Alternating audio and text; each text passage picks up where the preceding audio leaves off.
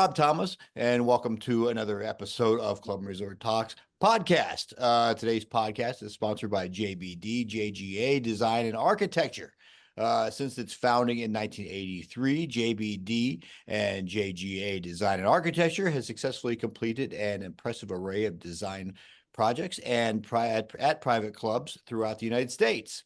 The experienced staff of more than 25 design professionals has completed a multitude of award-winning architectural and interior design projects, including golf clubs, country clubs, and city clubs. Learn more at jbd-jga.com. Now that we finally got that out of the way, let me introduce you to Phil Karen, our senior editor. Phil, how's it going? I'm doing well, Rob. How are you?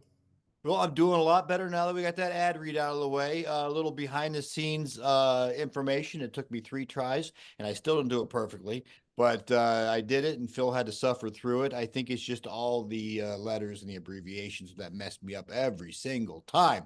But we made it through, and now we're on the other side. Phil, what are you seeing in the news? Well, a few things in news this week, Rob. Hit some different parts of the country.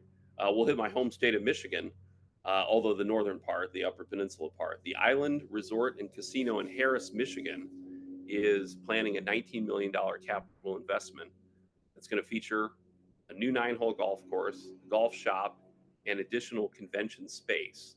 The golf course itself is going to be called Cedar Course. It's going to be designed by Paul Albanese, who also designed the other 2 courses that are on site there. It's going to feature popular template green complexes designed in the natural environment. There are, as I mentioned, 2 courses at the resort already. And this 9-hole course is being built on the site of the Sage Run golf course. But as I understand it from the general manager, Tony Masilla, excuse me, or Tony Mansilla. Wow, let's get that right. It will be a separate course from Sage Run. So, with the idea being, I think it's a great idea for people who are staying at the resort on the morning they're checking out. Perhaps they can get out there and play one last quick 9-hole round before they head home. So, sounds great. And along with that, they're going to have a new pro shop there. They're also going to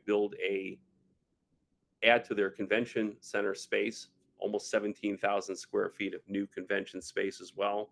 So the new grand ballroom there is going to host about 750 additional guests and up to 1,200 guests for larger expos and events. So a great expansion that's happening there up north in northern Michigan. Hey, in a past life, I used to do public relations, PR, for the Island Resort and Casino. Tony Mancia, tough name when you're kind of stumbling over it. I know all about the stumbles. I just had them. Has been there forever. He is a member of the Potawatomi tribe that runs, owns, and operates the golf course. Sweetgrass, which was there when I was there. Sage Run, which is a new one. And now you said Cedar, right? So Yeah, Paul Albanese, a terrific dude. He's also a Michigan guy. He's got some ties to Edinburgh, whatever you have. I don't know how they pronounce it over Scotland, but I believe he used to. He may still teach a course in architecture design over there. So he's got the chops, and those golf courses are spectacular. If you're a golfer, I recommend getting to the UP. You know, the golf season's only about a week and a half long up there. It gets cold pretty quickly, and it stays cold pretty long, but it is gorgeous. Get up there and experience it. I think I've mentioned that before, Rob. Yeah, the Upper Peninsula of Michigan is kind of one of the hidden gems in our country as far as beauty and scenic sites, because it is a special place. Although I think I've also said before that the folks who live up there, I think, like the fact that it's a secret. So maybe I'm letting the secret out of the bag too much here right now. But yeah, you're right in the crosshairs of those Yoopers. Those Yoopers will not be happy with you. That's right. Right. There you go. Well, we're going to go from the UP in Michigan over to the West Coast in California. We give congratulations to the Riviera Country Club in Palisades, California. They've been selected to host the world's top golfers when the Olympic Games come back to Los Angeles for the 3rd time in the city's history. So that's very exciting for them. The club is host. I guess they're the annual host of the Genesis Invitational on the PGA Tour. And they're going to have both the men's and women's golf competitions in the 2028 Los Angeles Olympic Games. Just thought it was appropriate because I know we have the Olympics here in Paris, I believe, starting in about a week from this taping here. And Anthony Scanlon, executive director of the International Golf Foundation, said the club will offer a prestigious and continuously challenging backdrop for golf's most elite players. So exciting stuff for them. I know, we know, Rob, that in our world, the country clubs and golf clubs around the country are always seeking opportunity to host a major tournament to showcase what they have.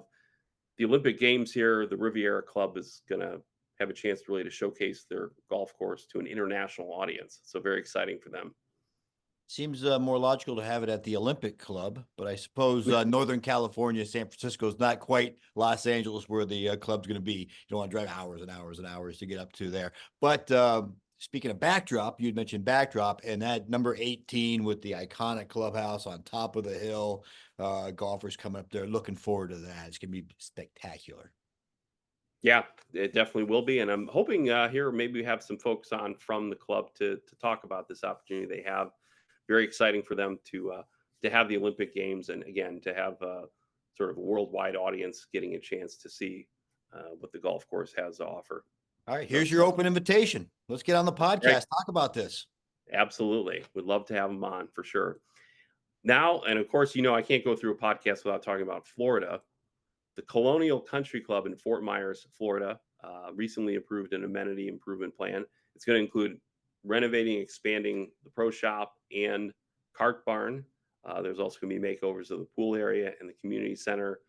I guess earlier this year, the club had already approved a full golf course renovation project. It's going to focus on improving playability, aesthetics, as well as sustainability, kind of some terms we hear a lot these days as far as golf courses. That renovation project, the golf course, starts on April 1st of next year, and the work on the golf shop, pool, and community center will start during the summer of 2025. And they're hoping to have all this done by the end of 2025. So good luck to Colonial Country Club with a big project there, which I'm sure their members are going to enjoy. Speaking of the podcast, I have talked to Rob Podley, the general manager up there, general manager COO, about getting him on the podcast to talk about everything going on. Colonial Country Club is always, whether it's culinary or the rackets or the clubhouse or the golf course, always in our news. They're scattered about our website. And Rob's been very, very active, and he's helped me out an awful lot from an insider's perspective. So, Rob Podley, let's get you back on the podcast as quick as possible. Absolutely. Absolutely. Well, and then I guess to cap this off, Rob, today, back to the Midwest again in Minnesota, and this actually pertains to our guest today. We saw in the news that Hazeltine National Golf Club in Chaska, Minnesota, is hosting the U.S. Amateur Championship in August 12th through the 18th. And the club is planning to donate all the profits from the tournament to the Loop Community Experience. It's an initiative for accessible golf. Their goal is to kind of unite Minnesota communities by growing the game and making it more accessible to everyone who wants to play. So it's great stuff for them. And I had a chance earlier today actually to talk with Phil Anderson, who's the general manager of the club, about the plans to host the tournament, what all goes into hosting a big championship like this one, as well as what they're doing as far as supporting not just the Loop community experience, but actually, as you'll hear on the interview, several different efforts and foundations to support the idea of making golf more accessible to people of all ages and backgrounds. So it was a really terrific interview with Phil Anderson.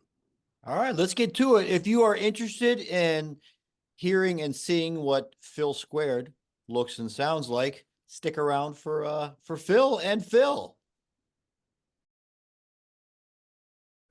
Welcome back to Club and Resort Talks. I'm Phil Karen. Well, Hazeltine National Golf Club in Chaska, Minnesota will host the U.S. Amateur Championship August 12th through the 18th. The club is planning to donate all tournament profits to the Loop Community Experience for Accessible Golf.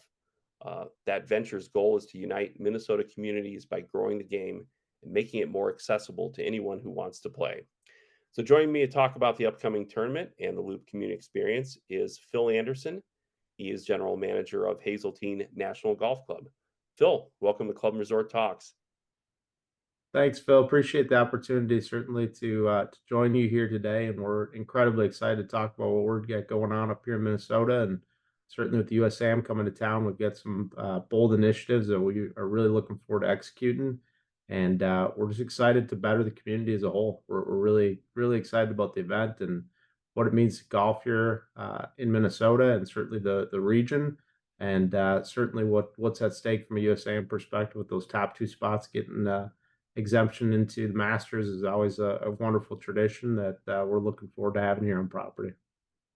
Excellent, excellent. Tell us a little bit first, though, about how you got to the club and a little bit on just why you decided to work in the country club industry.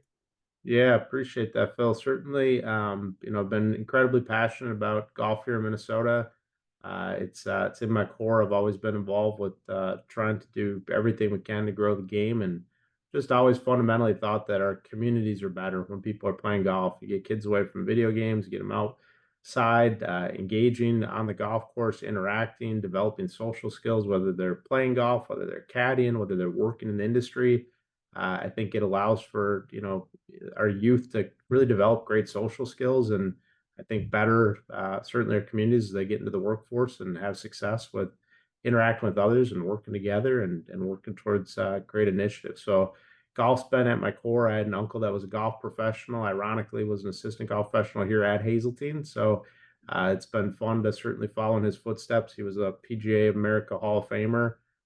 Was in Rochester, Minnesota, and spent a lot of time. So I used to spend summers heading down to see him and my aunt and play golf and get lessons, and just really got obsessed with that environment. And then I was fortunate to caddy at a wonderful club here in the Twin Cities, North Oaks Golf Club, and really worked my way through all the different roles there. Caddying, working in player service, became a caddy master, assistant golf professional, and really had success and just always enjoyed it. It never really felt like work. It was always just an engaging atmosphere and good people. And, generally speaking, when people are coming to the golf club, it's their happiest part of their week. So it's always wonderful to be around happy people. So I've just loved the golf industry since really a young age, and I've been continuously trying to make it better in every way, shape, or form. And certainly, my last couple roles as a general manager of the facilities I've been at, you have an opportunity to impact your team members, and certainly try to mentor them and grow our business. And through that growth, I try to do it in an encouraging way that has an impact on all the team members. So can't say enough great things about the golf industry, and now I've certainly done everything I can to try to get back to the game. I have served on the board here in Minnesota, so I'm the president of the Minnesota PGA right now, and then I've also had the opportunity to represent really our district. I'm on the National PGA of America Board of Directors right now, and again, just trying to do everything we can to grow the game and support our professionals that are out there in the industry. Excellent. And yeah, it's a great time to grow the game. It seems like the game of golf's become more and more popular, especially over the last 4 or 5 years. So tell us a little bit too about the golf course itself at Hazeltine, some of the features of the course that people would see if they played there. Yeah, absolutely. Certainly a wonderful facility to be at here at Hazeltine National Golf Club. Our mission is to host championship golf and deliver exceptional experiences, and we continue to do that. In the last 62 years, we are in our 15th championship, and we look at kind of the last 10 years here. We've had a championship almost every other year from a ratio standpoint, which is certainly speaks to the membership's commitment to putting on championship golf and doing that for an inclusive audience. We've had really an equal amount of events all the way through. We've had two PGA championships. We will in 2026 host the second women's KPMG. So we'll have two men's, two women's. We've also had two U.S. men's opens and two U.S. women's opens. So we're really passionate about kind of how we've laid out our events. We have the tremendous honor in 2029 of becoming the first club in the United States to host the Ryder Cup for the second time. So we are over the moon to have that wonderful distinction and honor to do that, because it's one of the most wonderful events in golf. And then certainly this summer hosting our second USAM is an incredible privilege as well. The golf course is a bear. I mean, it is a hard golf course out there. Right now, I think the biggest feature is we've got a lot of rain this year, and our rough is incredibly healthy. So our spec rough right now is 4 inches. And working with Ben Kimball and the USGA, getting ready to set that up for the USAM. Chris Trittabar, superintendent, and his team have the rough at 4 inches today for member play, trying to kind of get it ready and stand it up. And then that'll advance to about 5 inches minimum off all fairways for the USAM, and then probably get much longer as we get into the week. We'll put the mowers away, rough mowers, on Sunday night and go kind of a full week of growth for that event. So I know, being at the USAM the last couple of years, you'll see some incredible rough complexes around those greens where it's 6, 7, 8 inches. I can remember watching some of the best amateurs in the world trying to chip around those greens, and you can almost whiff with how thick that rough is and slide the club right underneath. So I think that's probably the number one feature for USAM that really distinguishes the best players in the world of how you can kind of keep it in the fairway and not have to handle that rough type conditions. But there's going to be a huge premium on that. The golf course here is lengthy. They'll have some different setup tees that we'll certainly utilize. We can stretch it out to 7,800. I think talking with Ben Kimball and their team, I think we'll probably be a little bit less than that. For the stroke play, we want to get players around the golf course and make sure that we don't have too long of rounds occurring, but we're going to give them a great test. It's going to be a wonderful test of golf. Our greens are in incredible shape. Chris Trittabaugh, his entire team, have got the golf course manicured absolutely beautifully. Greens are rolling right around 13 on the stimp right now, so they're fast. We're firming them up as we speak, and it's going to be a wonderful test of golf with an array of tee shots, lengths, movement throughout the golf course. Originally a Robert Trent Jones design, been touched up by his son Reese Jones over the years. And now we've got Davis Love working on kind of a new master plan for us into the future. So players are going to get a wonderful test, and we are confident that our golf course will certainly hold up to the best players in the world.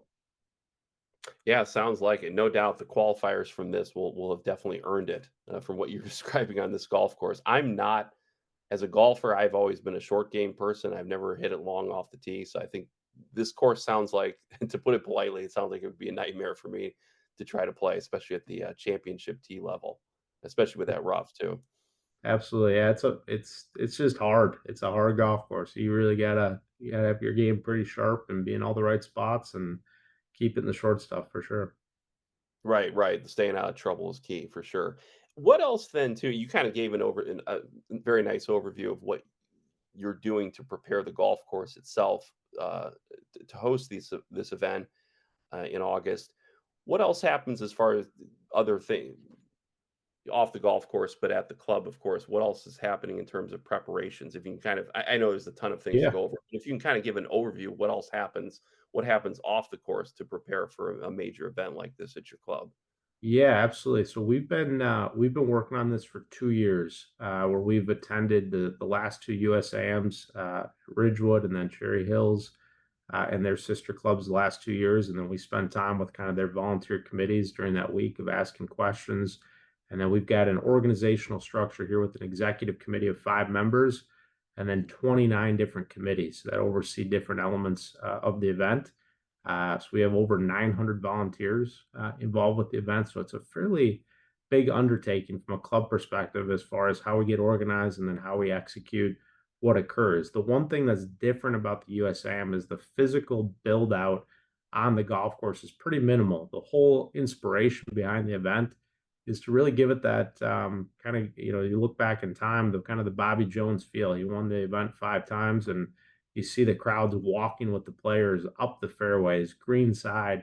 We really won't have the corporate hospitality build out. That corporate hospitality will be inside of the clubhouse and the surrounding areas up here at the building. And the same thing for our incredibly supportive members. Will have their member experience up at the clubhouse area. So you're not going to see kind of the big corporate tents for those that have been a spectator at Hazeltine in the past. Certainly the Ryder Cup, you see a build out everywhere. You won't see that for USAM. It's a much more intimate affair. And that's really how TV wants to portray it as well. NBC is going to cover the USAM for the whole weekend commercial free. Rolex picked up the sponsorship on that, so we're incredibly excited to have the USAM broadcast in that fashion. And that's what people are going to see on TV. Is you're not going to see a lot of the tents and the build out. You're going to watch the players and see the intimacy of it. And we want kids out there, high fiving a player after a great shot as they're in the fairways.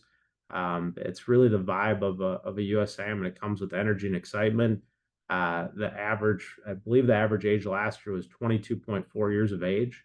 So these are really, a lot of collegiate players that energy and the excitement out in the fairways are something that they feed off of, and certainly tend to show a little bit more emotion than you'd see on a Saturday or Sunday on TV at the PGA Tour. So it's a great environment, and we're excited. I mean, this event has produced all of the best golfers in the world as champions. I mean, you work right down the line: Bobby Jones, Arnold Palmer, Jack Nicklaus, Phil Mickelson, Tiger Woods, Victor Hovland,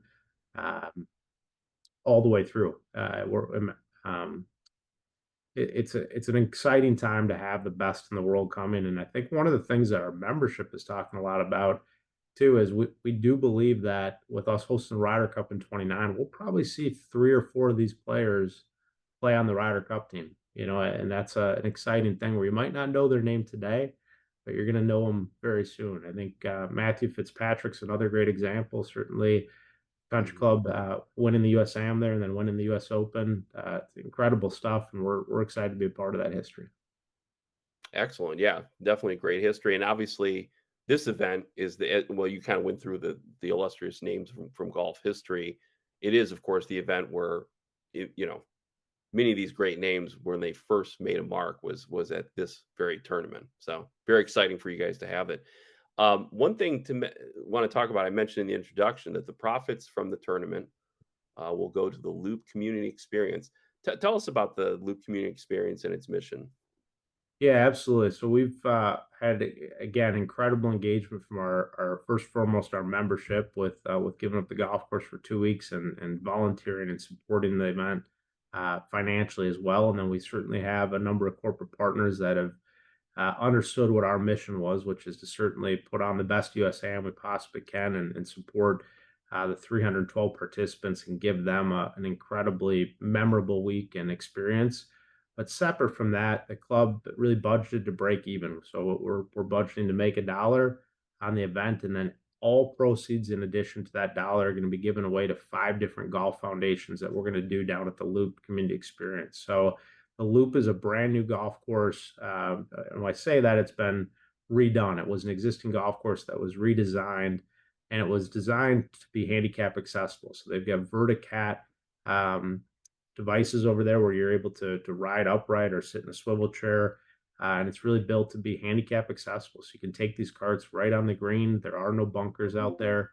It's really built to allow for anyone to come out and play golf. And it's been incredibly inspirational, impactful. The city of Chaska, John Kellen, John Young, the golf professionals that oversee it have done an amazing job of really engaging the VA and engaging Sister Kenny, all of these different programs to drive veterans out there, those with disabilities that never thought they could play golf or interact with their friends again. And every day that we're driving in or driving out of Hazeltine, we're a block away from the Loop, and we can see those carts out there, and it's inspirational what they've done and how they're impacting lives for the better. And so the club really felt strongly that we wanted to get behind that initiative, and that's Barrier Free Golf is the nonprofit that does the fundraising and helps with that.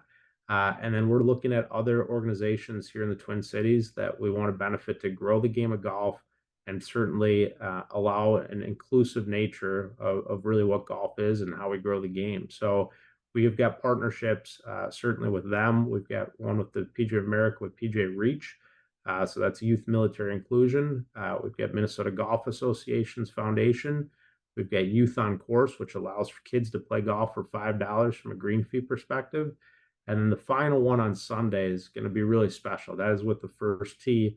And Larry Fitzgerald and Jill Maurer are our honorary co-chairs. Larry Fitzgerald had the wonderful opportunity here in the Twin Cities to attend a First Tee clinic that was put on by Tiger Woods in the late 90s. And there's a iconic image of Tiger showing Larry Fitzgerald how to hold a golf club. And Larry's taken an incredible liking to golf. He's all over the country playing in certainly celebrity events, being a part of this golf community that he loves so much. Has been an incredibly impactful thing. So he has a partnership with the First Tee where he sponsors 25 kids a year, got a full golf scholarship by the Larry Fitzgerald Foundation. And those 25 kids are going to play Sunday. We're going to have them come in, spend some time with Larry, and again, continue to promote the game of golf. But what Joe Mauer and Larry Fitzgerald have done for the event have they've done a lot to engage the Twin Cities community on the awareness of the event, and then just the philanthropic element of what we're trying to do. We want to make a difference in the community. We want more people to play golf, and we want to expose more people to the game. And the loop and the way the golf course is built and set up is just the perfect venue for that to be a block away. So we'll have activities going on Wednesday, Thursday, Friday, Saturday, Sunday at the loop. And then we'll have a check presentation for each one of those 5 foundations each day on behalf of Hazeltine National Golf Club in partnership with the United States Golf Association to, again, make a lasting impact here in the Twin Cities, which is really what we want to do from an impact standpoint. So we feel fortunate to have that opportunity. We're thankful to our membership. We're thankful to the corporate community that's gotten behind and supported it. We look forward to making that impact. That's excellent because I've talked to a lot of people, guests on this program about efforts to grow the game, and there's definitely been, I've noticed in the couple years I've been working with Club and Resort Business, definitely been a feeling attitudes toward very, very favorably toward the idea of uh, making golf as inclusive as possible, which is great to see, great to uh, to see happening because, well, as you talked about in your, I think your first comments about how much golf helps. I think it's fair to say golf can make somebody a very well-rounded person if you take advantage of the benefits it offers. In terms of you were even talking about with is developing social skills as well. So it's great to see this all happening in conjunction with the event. I was wondering too, then Phil, is that within the broadcast? Will there be some discussion of the various causes that will benefit from this tournament? Yeah, absolutely. We're working with NBC on kind of those storylines. I know, certainly Sunday they'll have some coverage down there of the First Tee with Larry, and I think on Saturday we've got barrier free golf. Dennis Walters is coming to town. He's going to put on a clinic on the First Tee over at the Loop, which will be incredibly impactful as well. So yes, there will be coverage of kind of those activities. Larry and Joe will certainly be touching on it as they're in the booth with NBC. We want to continue to work with media, certainly on a national basis as well as locally, to really make sure that we tell that story of what's happening over there and what the impact can be. And golf is a vehicle to good things. I mean, I think the golf industry last year in 2023, from a community impact standpoint, foundations, Monday outings, it raised $4.2 billion. So if you took all of the charitable events that occurred at all the golf courses, and that far surpasses the impact of NFL, MLB, NHL. Golf is a vehicle to good things in communities, and we're going to continue to promote that. We're going to talk about it, and we're going to continue to let the public know how impactful it is to bettering really where each and every one of us live. Absolutely, absolutely. I did want to kind of finish things off today. Just maybe take a step back and tell us about, from the club standpoint, about any projects you have coming up at the club, the golf course, any other aspect of the facility that you'd want to share. Yeah, absolutely. So we've been going through a master planning component for the club, and certainly, in advance of the Ryder Cup, with the entire world coming back on our property 13 years later, we definitely want to make sure that we're well positioned for that. We have partnered with Davis Love III and his firm with master planning our property, and then certainly implementing that. So we've spent a lot of time with our membership to talk about the future and what that looks like and feels like. And very similar to what you've described, we are in progress here with really a vision that we're getting ready to implement with par three course, a 10-hole par three course, putting course, lodging on property, performance center.